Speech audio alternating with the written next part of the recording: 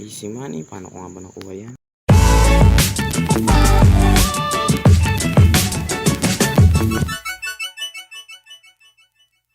Kung bago ka pa lang, mag-registered ka muna. Pumunta ka sa YouTube. At hanapin natin yung first video natin dyan. Huwag kang magmadali. Makita. Ayan. Punta tayo sa YouTube. Pagkatapos pumunta tayo sa description. Sa description, pinutin yung link. May link yan sa baba.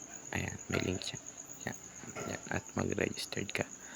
Para na makakuha natin yung ating pera sa larong ito. Makakuha natin ng ayan, download mo lang. Pag na-download mo na, labas yan dyan.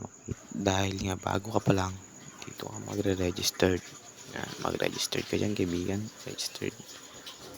Lagay mo yung phone number, password. Ikaw na bahala kung anong gusto mong password. Pero sa number yung ilalagay mo dyan ay yung gagamitin mo GCash number. Ayan, example. Kasunod mo natin dyan ay password. Ikaw na bahala kung alin ang gusto mo. Hanggang wala, ikaw na bahala dyan. Hanggang 8, 10. Ikaw na bahala kung ilalagay mo. Tapos sa referral ay 2561492. Yung OTP mo ay magsisend sa number na ginamit mo sa pag-register. Ganyan lang. Ayan. Tapos mag-register ka na.